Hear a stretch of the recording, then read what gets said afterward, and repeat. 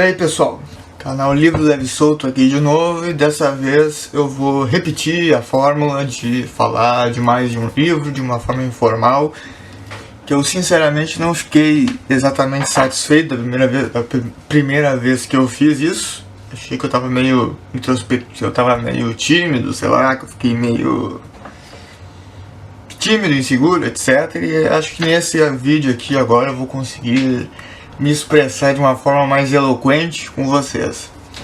Vou falar sobre esses três livros aqui: Gustave Flaubert, Madame Bovary, que eu já falei no vídeo anterior, mas eu quero esmiuçar mais essa obra.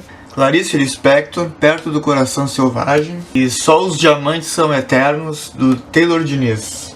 O que me levou a escolher esses livros, na verdade, não foi...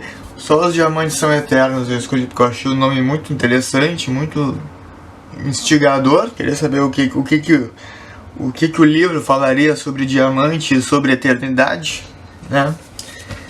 E Clarice Lispector, eu quis ler mais porque eu tô numa fase meio, digamos que temporariamente saciado de leituras cronológicas e comportadinhas, thriller, que segue fulano acordou, fez o café, foi trabalhar, barará, aí tem algum desfecho, alguma review. Eu tô meio um pouco saciado disso e tô querendo apostar em leituras mais alternativas, né? O que de certa forma era para descartar Madame Bovary, que é uma leitura completamente clássica e dura e rígida, né, nos padrões. Só que Madame Bovary tem um detalhe, né, que ela transgrediu, né, no seu tempo, e Clarice Lispector também transgrediu, né, no seu tempo, só que 200 anos depois, né, 2 séculos depois, dos anos 50, Clarice Lispector ela inovou com esse estilo dela chamado fluxo de consciência, né? Na época que ela lançou esse livro aqui, o Brasil tava muito... O estilo, né, que predominava era regionalista, um estilo muito regionalista, aquela coisa de chão, de terra, como é que é, de sertão, né, caipira. E aqui chega a Clarice Lispector com esse romance que é muito psicológico, muito pouco convencional para a época. Ela até ganhou muitos prêmios com esse livro aqui. E Madame Bovary é transgressor no seu tempo também, porque é um livro que fala do amor de uma forma realista. E na época tudo era muito romantizado, tudo era muito glamourizado, tudo era muito artificial. O que me fez chegar à conclusão que eu acho que Machado de Assis escreveu Alienista inspirado em Madame Bovary, porque é uma mesma justificativa. Não sei, se eu estiver errado alguém me corrija, mas foi uma conclusão que eu cheguei. Falar então sobre Madame Bovary, do Gustave Flaubert. Na verdade agora aqui eu vou fazer mais um apanhado, vou falar mais sobre os bastidores do livro do que sobre o livro em si. Que no vídeo anterior eu não sei o que eu fiz na edição, que eu acabei enxertando uma cena, uma passagem do livro que é até bem importante, que o Charles Bovary, ele ia visitar a casa da Emma Bovary lá na região de Tostes, lá nos Bertoux, e gerava desconfiança na mulher dele, na Heloise. E ela havia proibido Charles de continuar indo pra lá, ela tava com ciúmes. Porém, um belo dia começam a vir as contas da casa deles, né? E tá cercado de contas para pagar e coisas para fazer. E Charles descobre que o dote da Heloise não é tão grande quanto ele achava que era, né? É verdade que Heloísa, além de parte de um navio avaliado em 6.000 francos, possuía ainda a casa da rua São Francisco. Mas afinal, de toda aquela riqueza com que havia feito tanto barulho, nada aparecera no casamento, além de alguma mobília e roupa. Foi necessário, portanto, esclarecer as coisas. A casa de Dieppe estava minada por hipotecas até o telhado. Daquilo que ela havia depositado no cartório do tabelião, só Deus sabia, e o quinhão do navio não passou de 10.000 escudos. enganara-os, portanto, a excelente senhora. No auge do desespero, Bovary pai, ao quebrar uma cadeira contra as pedras, acusava a esposa de haver causado a desgraça de seu filho, ligando-o a uma tal criatura cujos trapos não lhe valiam a pele.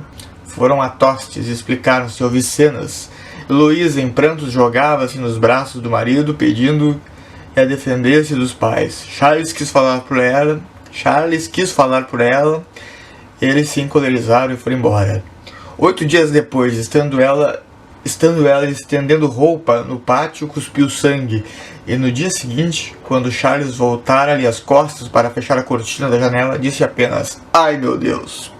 Soltou um suspiro e perdeu a consciência. Estava morta. Foi um assombro. Então, a Heloísa morre antes, dando liberdade para o Charles continuar a ir na casa da Emma Bovary, lá em Tostes. Se eu estiver me errando os nomes aí dos lugares, vocês me corrijam aqui, porque às vezes o cara se perde um pouco. Como eu falei, a Madame Bovary, ela foi bastante precursora no seu tempo, causou um grande escândalo no seu tempo, porque os romances daquela época eram muito artificiais, eram muito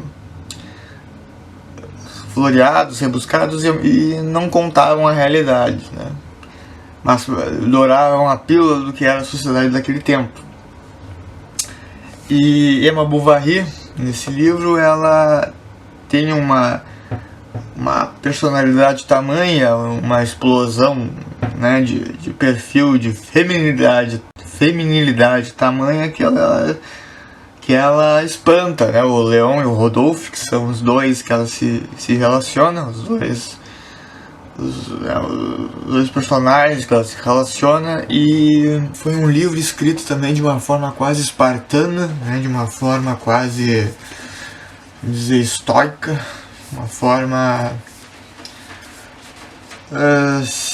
sem ficar esperando a grande inspiração, né? O Gustave Flaubert levou uns 4, 5 anos escrevendo esse livro, e de um jeito bastante militar, vamos dizer assim, né? Sentando e escrevendo com hora marcada, e tinha que sair, e saísse o que saísse. E então, não sei se tem mais alguma coisa a acrescentar.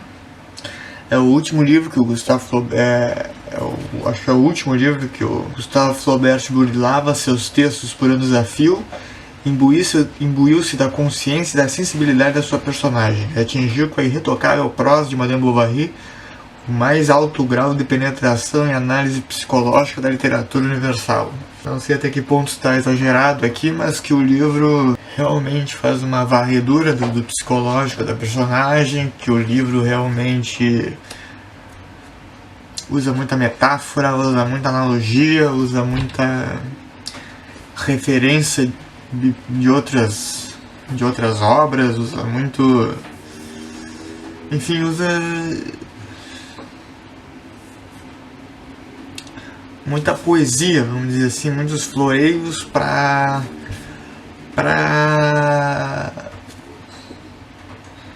dar um entendimento de alguma coisa, né? E o livro se destaca na época por ser realista, né? Por não ser um livro que fica dourando a pílula, não ser um livro que fica enaltecendo o matrimônio, o casamento, né? E a mocinha esperando o príncipe vir na carruagem negativo. Aqui tudo é cru na cara e entediante. Entediante para Emma Bovary, claro, para mim foi muito aprazível. Esse aqui é um livro que eu espero que eu consiga falar tudo que ele representou para mim. É um livro bastante interessante, é um livro que chega a ser meio cinematográfico, porque é um livro que tem bem demarcado três blocos narrativos, 3 focos narrativos muito bem delimitados, né? É a história de dois colegas militares da ditadura militar. Um é um cabo, um outro é um general, Cabo Branquinho e o outro é o General...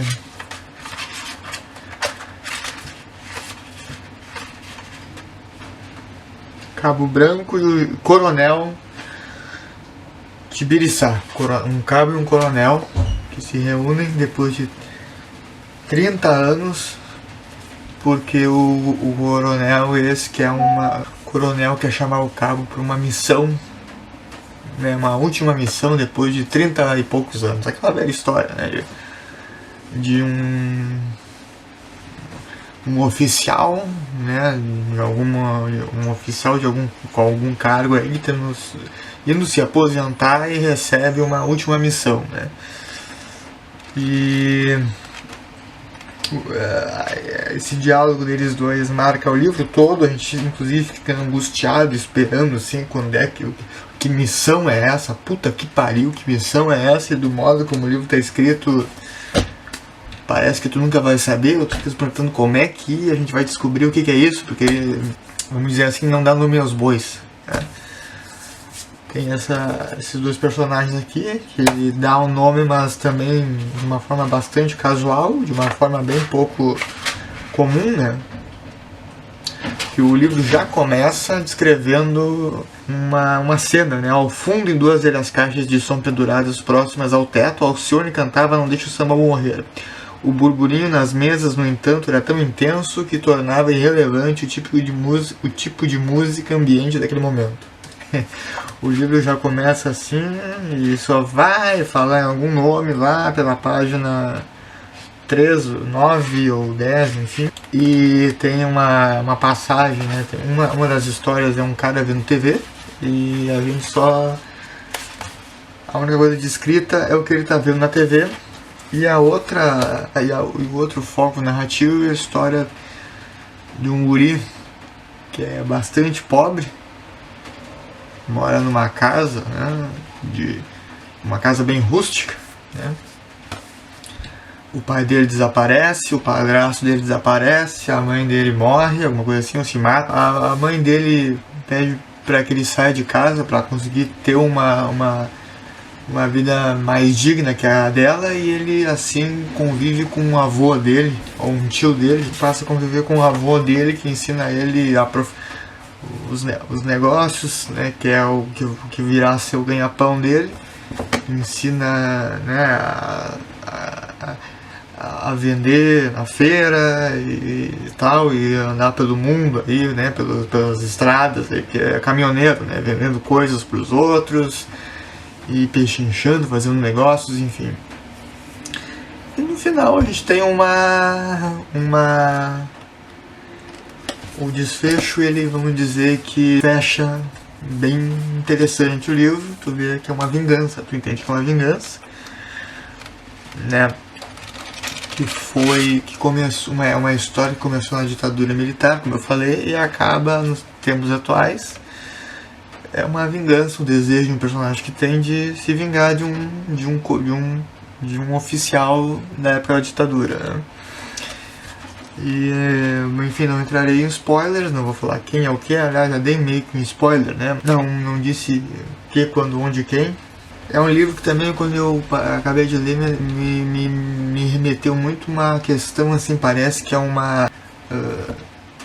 não tivemos esta conversa, né? Isso tudo é segredo, não tivemos essa conversa. Parece uma coisa meio assim, porque o livro acaba, não sabe direito o nome dos personagens, não sabe direito a história de todos os personagens ali envolvidos, só sabe o que interessa naquele momento.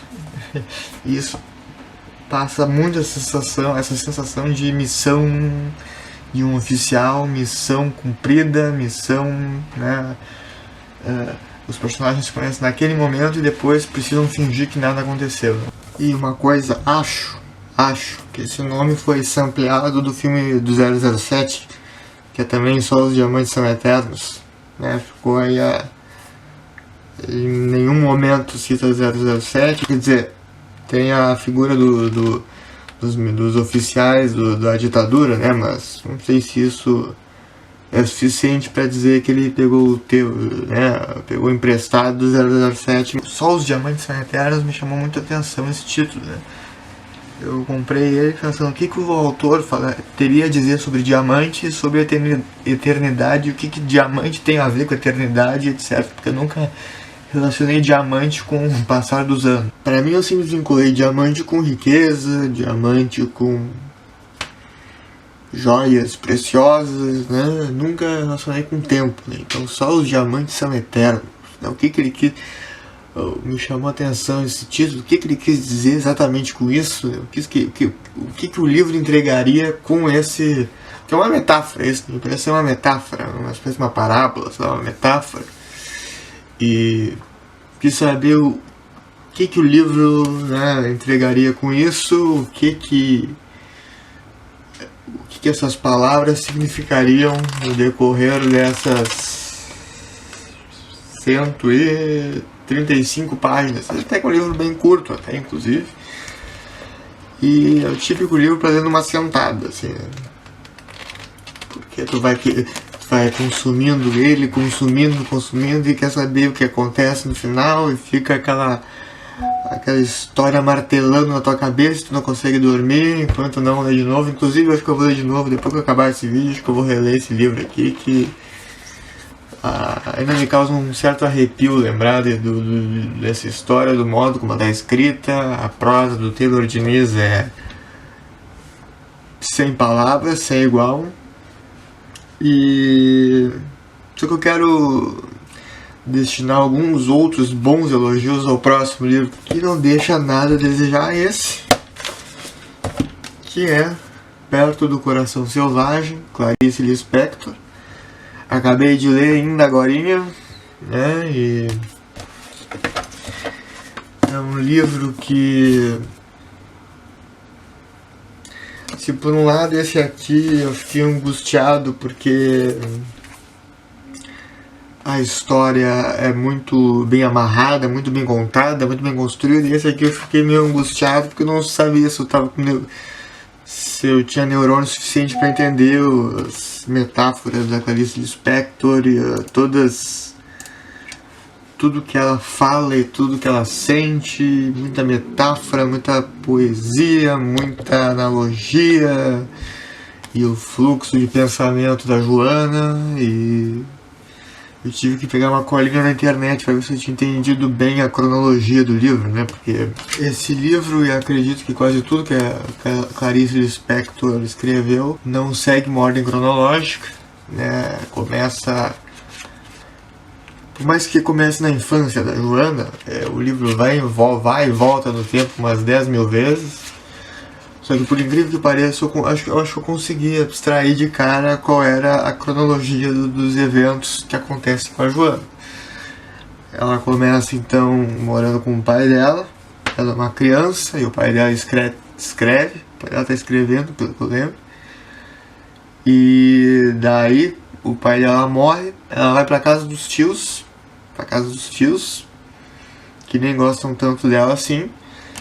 E daí acontece que ela, para testar o amor dos tios dela, para testar se eles realmente gostam dela, ela decide roubar um livro. Ela rouba um livro. E daí, né, a hipocrisia dos tios é escancarada, porque eles acham inaceitável o que a Joana fez, mas por outro lado, se fosse o filho deles, eles dizem que não teria problema. E depois e com isso mandam ela para o internato. Porém, no internato, no lugar de se encontrar e virar uma pessoa de respeito, para a época pelo menos, eu tô ironizando, tá? A Joana só acaba cada vez mais sem saber quem ela é, cada vez com mais indefinição sobre ela mesma, tentando se buscar a todo momento. E esse comportamento dela tão auto-investigativo dela mesma, tão autoconsciente no sentido de tá toda hora se perguntando quem ela é, o que ela é, o que são as coisas ao redor dela, as coisas não fazem sentido para ela. Aqui ela questiona sobre Deus, ela questiona sobre o que é o amor, ela questiona sobre sobre a morte, sobre infância, sobre vida adulta. Autoconsciente no sentido de tá toda hora se perguntando quem ela é, o que ela é, o que são as coisas ao redor dela, porque as coisas não fazem sentido para ela. Aqui ela questiona sobre Deus, ela questiona sobre o que é o amor, ela questiona sobre a morte, sobre infância, sobre vida adulta, centenas de questionamentos. E tem uma expressão que ela usa aqui no fim umas 5, 6 vezes seguidas, de profundis, que é das profundezas que ela tira esse monte de contestação, esse monte de questionamento. E é um livro bem peculiar, né, bem interessante. Interessante é pouco dizer, mas é um livro peculiar, é um livro denso, né? Essas poucas páginas aqui são um engano, porque, né, eu li, vamos dizer, não tão devagar quanto eu achei que fosse ler, pelo que me surpreendi, achei que eu fosse ler mais devagar ainda. Mas às vezes eu não pegava algumas metáforas que ela fazia, algumas analogias que eu fazia, é meio difícil pegar todas as metáforas que a Clarice faz nesse livro. Ela rouba um livro, né, ela tá sempre se questionando. O marido trai ela e ela joga na cara dele que ela sabe o que o marido tá fazendo e que é um filho também antes que o marido quer morar com a Lídia, que é a amante dele, que é também a prima dele, se não me engano. Ele quer, assim que acabar o relacionamento com a Joana, ele quer ir pra Lídia, porque ele não quer a Joana, porque a Joana é uma pessoa instável, uma pessoa que não é nem certa nem errada, é uma pessoa com aquela alma dela pegando fogo, e é uma pessoa que parece que está toda hora se questionando sobre o mundo. E essa cara aqui da Clarice Lispector, que ela tá na contracapa, eu acho que isso aqui fala muito sobre a Joana, inclusive, essa cara que parece de uma fera indomada. Esse é um livro bem denso. Eu acho que isso que dá pra dizer sobre esse livro, muito denso. Apesar desses dois aqui, são livros que eu peguei porque eu tava querendo alguma leitura que não fosse thriller, né? Que não fosse uma coisa cronologicamente certinha, fulano fez isso, fez aquilo, fez aquele outro, aconteceu isso, aconteceu aquilo. Eu queria leituras mais desafiadoras nesse sentido, mas esse aqui eu tenho que dizer que foi uma leitura mais simples, mais atingível para os meus neurônios, né? Mas ok, era isso que eu queria, temos. E esse aqui é uma coisa que é um livro que deixa a gente com reticências, né? Esse aqui eu não sei se gostei pra caramba, não gostei tanto assim, porque ele é muito mais inteligente do que os meus neurônios podem aguentar. Se a intenção dela era descrever um coração selvagem, eu acho que conseguiu, porque a gente não fica nem achando isso completamente do bem, nem completamente do mal. Fica uma coisa enigmática. Enigmático, esse livro é enigmático. É isso que eu posso dizer sobre esse livro, é enigmático. Acho que eu vou ler um pouco o finalzinho da Clarice Lispector. Tem uma passagem bem interessante aqui, porque no final do livro todos os casos dela vão embora, né? O marido dela e um outro caso misterioso, um outro homem misterioso que ela conhece também. E ela fala que ela notou que ainda não adormecera, pensou que ainda haveria de estalar em fogo aberto, que terminaria uma vez a longa gestação da infância e de sua dolorosa imaturidade rebentaria seu próprio fim, rebentaria seu próprio ser, enfim livre. Eu serei forte como a alma de um animal, e quando falar serão palavras não pensadas e lentas, não levemente sentidas, não cheias de vontade de humanidade, não o passado correndo o futuro. O que eu disser soará fatal e inteiro. Só então viverei maior do que a infância, serei brutal e mal feita como uma pedra, então nada impedirá meu caminho até a morte sem medo. De qualquer luta ou descanso me levantarei forte e bela como um cavalo novo. Tá aí. E lanço aqui um questionamento. Quem vocês acham, na opinião de vocês, qual personagem vocês acham que exerceu melhor a sua feminilidade? A Emma Bovary ou a Joana da Clarice Lispector? Quem é a mais, vamos dizer, contra os padrões? Emma Bovary ou a Clarice Lispector? Ou as duas, assim, também? Não, uma não exclui a outra. Tá aí lançado o desafio. Quem tiver uma resposta, comenta aí. Quem só quiser comentar sobre o que eu falei, concorda comigo, não concorda, quer falar alguma coisa sobre esses livros, curte o vídeo, dá um like, se inscreve no canal. Valeu!